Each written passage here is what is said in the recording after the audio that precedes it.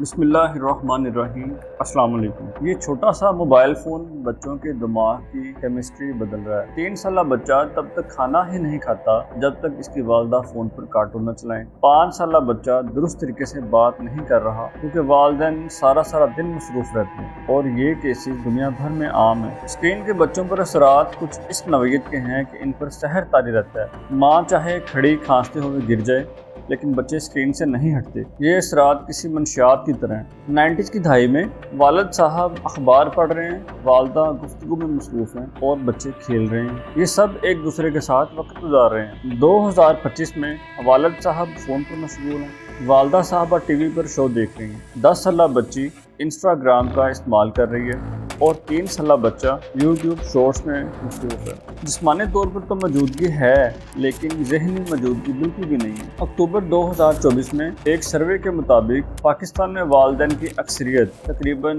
70% نے بتایا کہ ان کے بچے جارحانہ، ضدی اور بے صبرے ہو گئے ہیں۔ عالمی ادارہ صحت کے مطابق 2 سال سے کم عمر بچوں کا اسکرین ٹائم بالکل 0 ہونا چاہیے، لیکن پاکستان میں بچوں کا ایوریج اسکرین ٹائم 2 گھنٹے ہے۔ ایک بچہ ابراہیم جس کی عمر 9 سال ہے اس وقت سے سیل فون استعمال کر رہا ہے جس وقت اس کی عمر 4 سال تھی۔ اب اگر اسے فون نہ دیا جائے تو غصہ کرتا ہے، سر دیوار سے ٹکراتا ہے، کھیلنے کے بجائے وہ صرف فون استعمال کرتا ہے۔ اس کی آنکھیں کمزور ہو گئی ہیں، سر درد کرنے لگا ہے۔ ڈاکٹر نے کہا کہ اسکرین سے مکمل دور رکھیں۔ یہ کوئی منفرد کیس نہیں ہے، ہزاروں بچوں کے ساتھ ایسا ہی ہو رہا ہے۔ ایک دفعہ اچانک ہاسپٹل جانا ہوا تو ہاسپٹل کی ایمرجنسی میں ایک بچے کو لایا گیا جو شدید ذہنی اضطراب کی کیفیت میں تھا۔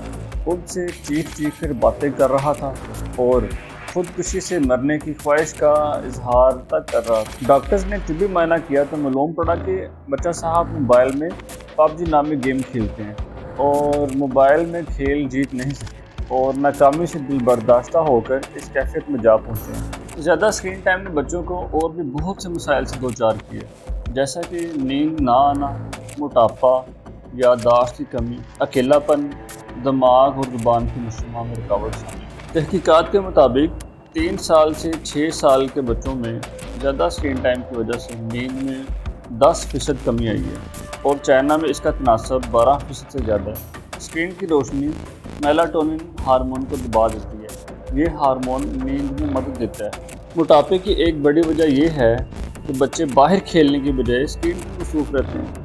امریکہ میں بچے جیل کے قیدیوں سے بھی کم وقت باہر گزارتے ہیں اور برطانیہ میں تو ویڈیو گیم کھیلنا ایک ورزش سمجھا جاتا ہے۔ اسکرین کے زیادہ استعمال سے بچوں کی گرامر بھی متاثر ہوئی ہے۔ بچوں میں virtual autism, ADHD، lack of concentration, loneliness اور جہاں ڈپریشن کے امکانات بہت زیادہ بڑھ گئے ہیں وہیں بچے اخلاقی زوال کا شکار بھی ہوں گے۔ پری میچور اینڈ ایڈلٹری کنٹینٹ اس کی بڑی وجہ ہے۔